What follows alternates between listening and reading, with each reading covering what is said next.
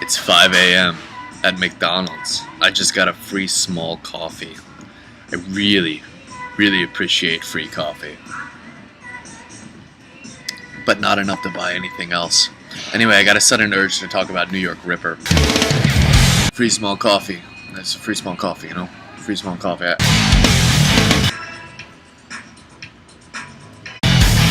This is the film that make even Fulci fanatics flinch. This is the film that UK had completely deported.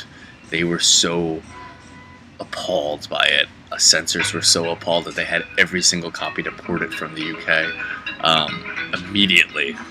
So it's not hard to see why when you see this film.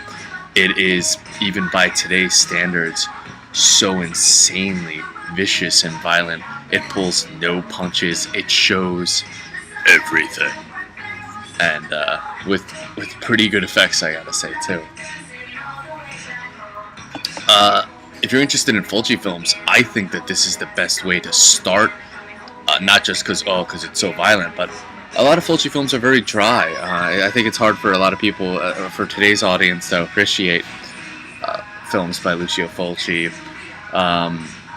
But this film, I feel, is anything but dry. It really leaves you on the edge of your seat. The one thing that I can't get out of my head when I'm watching this movie is David Lynch a big fan of Fulci? And it wouldn't be a surprise if he was, but particularly watching New York Ripper, I found a lot of parallels to David Lynch films. It starts very similar to Blue Velvet, how Kyle MacLachlan finds an ear. This starts with a man who finds a hand while walking his dog. There's a scene very similar to the scene in David Lynch's Wild at Heart, where Laura Dern and Willem Dafoe are in the hotel, you know, the "I'll tell you I love girl," that infamous scene. Well, there's a scene similar, minus the yelling, that takes place in a bar where these guys are coercing a girl into doing kind of bizarre sexual public things. The duck voice throughout the film, the murderer has a duck voice. It's so silly and yet so sinister. It kind of reminds me of David Lynch's original concept for Frank Booth from Blue Velvet, which, if you don't know, his original concept for Frank Booth was to have him talk in a helium voice. You know how Frank Booth in Blue Velvet's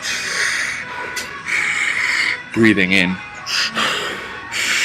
whatever that is, and it's actually the original concept was that he was going to be breathing in helium just for the sole purpose that he sounds even more maniacal, which is something that would come out of David Lynch's mind. But in this film, David Lynch didn't end up doing that, but in this film, you have the killer with the oddly goofy, silly Donald Duck voice, you know. I mean, it's because it's not a silly movie, and yet this weird little element is placed in where it doesn't belong, but it's worked in such a way that, you know, you might laugh because you're a sicko, but it's really kind of vicious. Anyway, like I said, if you're interested in Fulci films, I think this is the way to go to start. I don't think, even despite its popularity, I don't think zombie is the way to go. Though everyone loves the shark vs. zombie scene. The shark vs. zombie scene is so awesome, but it's so short. Otherwise it's a pretty dry film.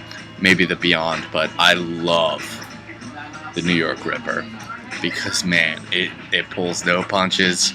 It's brutal. It's fun. It's Fulci, man. Fulci at his best. Anyway, I'm gonna finish my coffee and get some writing done. I'll talk to you guys soon. How rude of me.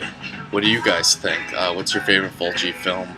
And do you think that there's similarities, or have you heard anything about David Lynch being influenced by Fulci? Also do all that YouTube-y stuff that I want you to do, like comment, like, subscribe, and I'll see you next time. This starts with a man who finds a hand. I'll tell you I love girls.